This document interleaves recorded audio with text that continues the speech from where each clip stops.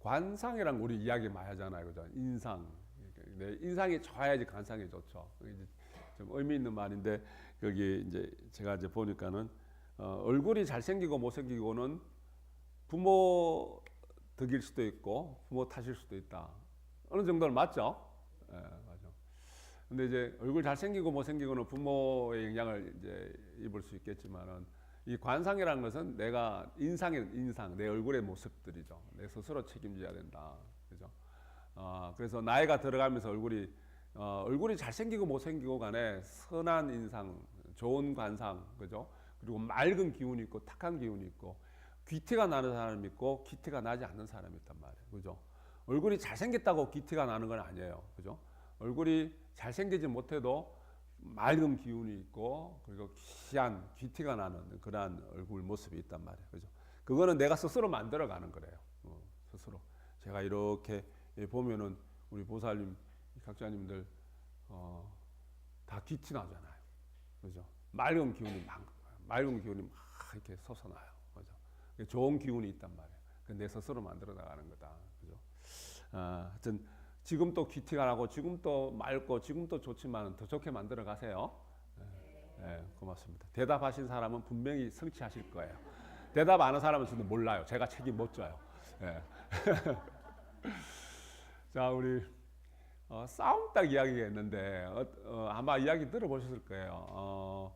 이 왕이 투개를 좋아해요. 닭싸움을 좋아한단 말이에요.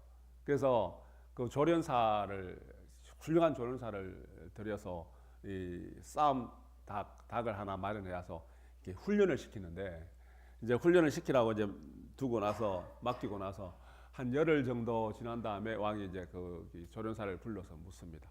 이제 싸움 나갈 준비가 됐냐 물어요. 물으니까 그 조련사가 아직 안 됐습니다.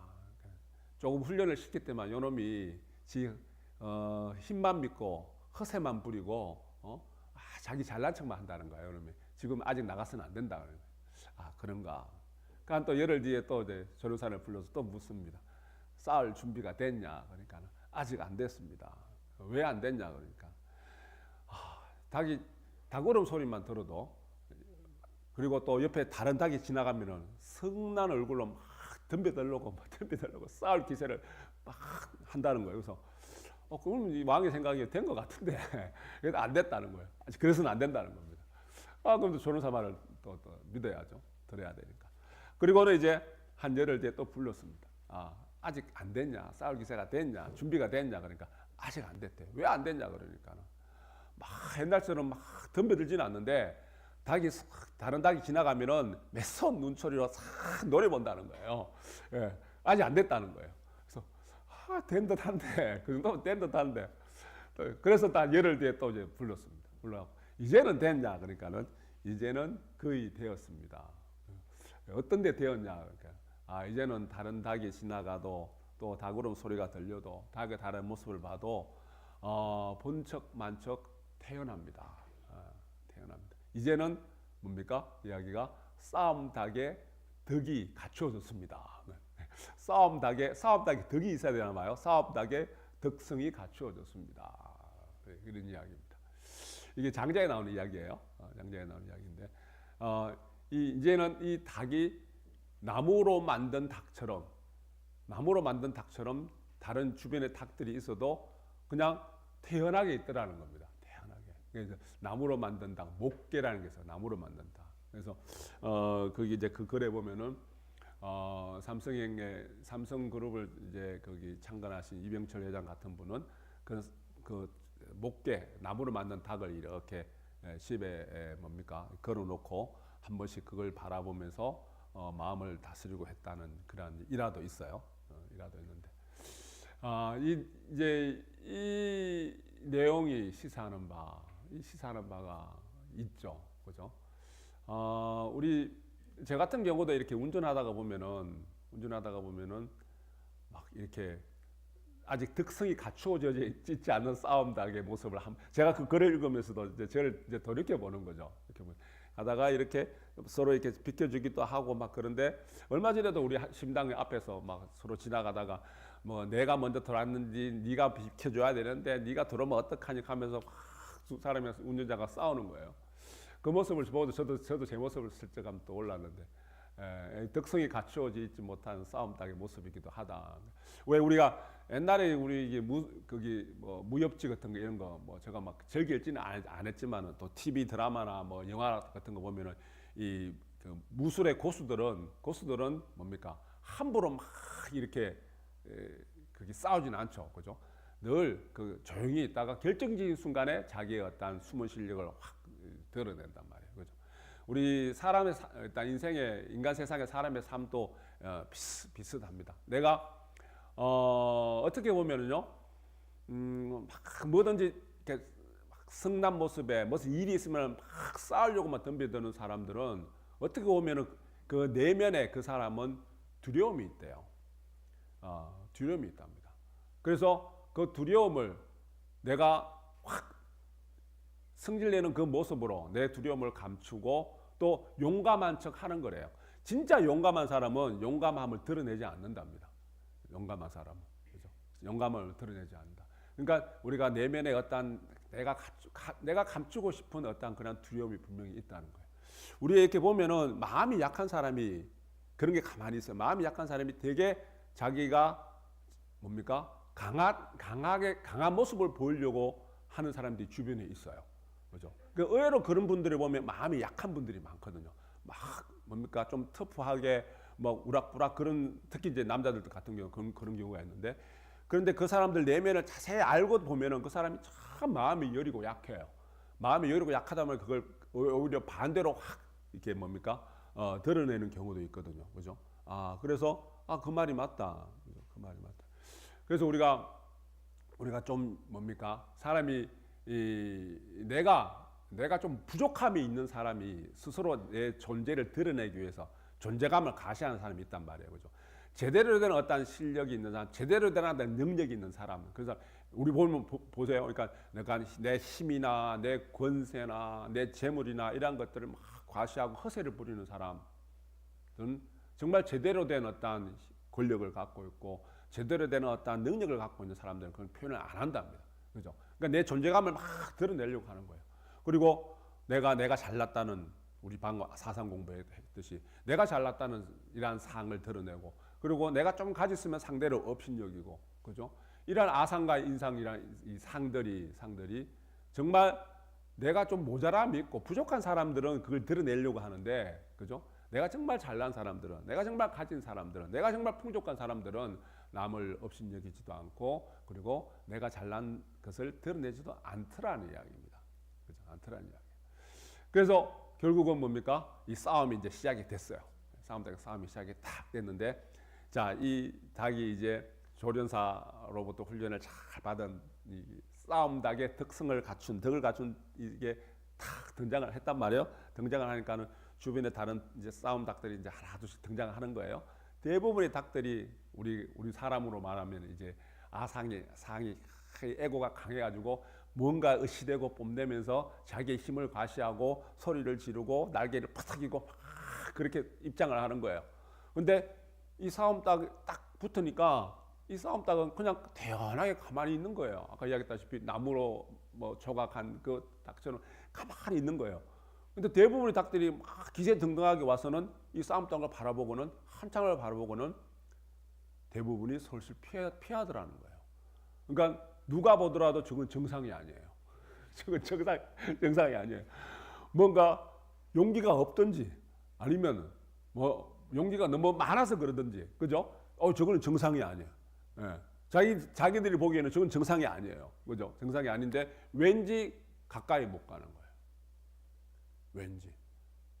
그리고는 주변을 맴돌다가 그냥 그렇게 꽁무니를 빼더라는 겁니다. 제대로 된 싸움 한번 하지 않고 최고의 승자가 돼요. 싸우지 않고 이기는 거예요. 싸우지 않고. 그죠? 그래서 제가 이게 싸움 닭의 특성이라는 게 바로 이런 거구나. 싸워서 우리 부부 싸움 할 때 누가 이겨요? 승질 버럭버럭 내는 사람이 이겨요. 가만히 있는 사람이 이겨요. 그죠? 내가 그래서 분노하지 않고 싸우는 거예요. 결국은 승질 낸 사람이 분노한 사람이 그죠? 화를 낸 사람이 지게 돼요. 그래서 제가 늘 전수님한테 제가 져요. 제가 집니다. 이기는 듯한데 져요.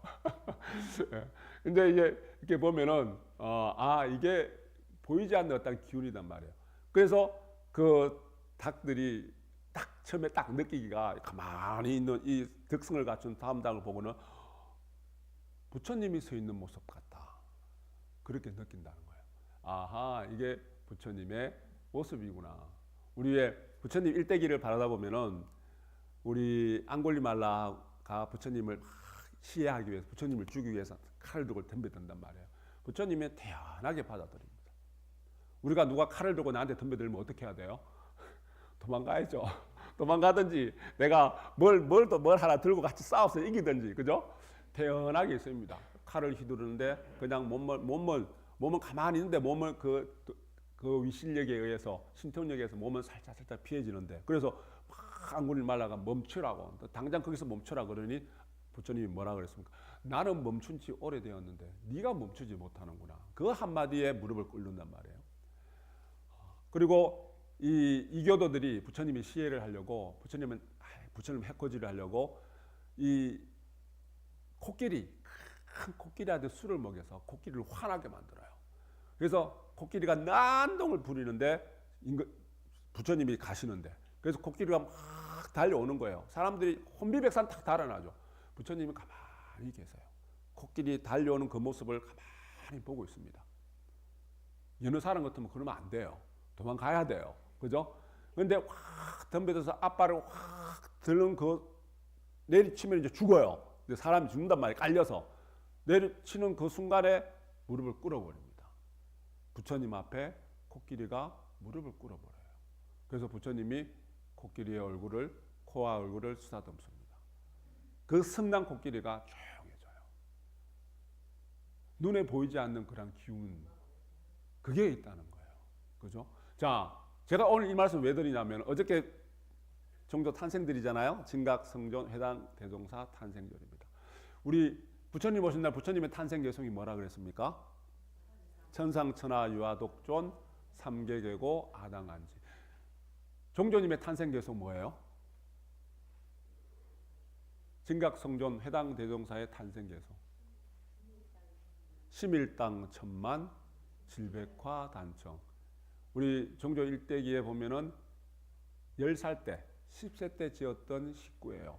10살 때 지었다는 이 식구만 하더라도, 물론 유학을 공부하시고 한의학을 공부하시고 그 시대에 어떤 그런 공부를 하셨다고 치지만 10살 때 그런 식구를 지었다는 건 대단한 거거든요.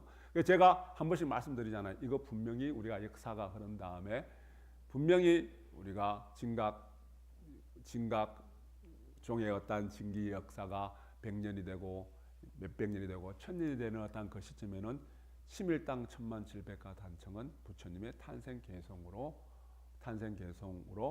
우리가 이야기를 만들어질 수가 있을 거다. 저는 법계에서 오실 때 10살 때 그 지었다는 그 식구가 부처님의, 석가모니 부처님이 7걸음을 걸으면서 탄생 개성을 천상천하 유아독존을 말씀하셨듯이 종조님께서도 10세 때 그 모습을, 10세 때 10살 때 그 모습을 심일당 천만 질백화 단청으로 세상을 바라보고 세상의 진리를 드러내 보여주셨다. 뭡니까? 심일당 천만, 첫 구절 마음 하나 천만을 당적해냅니다. 그 마음이 어떤 마음인지 제가 오늘 싸움 딱 비유를 들어서 말씀을 올렸습니다. 자, 심일당 천만입니다. 내 마음이 어떤 마음에 따라서 한 사람도 내가 감당해내지 못하는 작고 좁은 마음, 탁한 마음이 될 수도 있고, 내 마음이 어떤 마음이냐에 따라서 내가 천만을 당적해내는 그런 넓고 크고 가득 찬 둥근 마음이 되어갈 수가 있습니다. 심일당 천만이 되는 그런 마음을 우리가 키워나가셔야 됩니다. 진흥봉동합니다.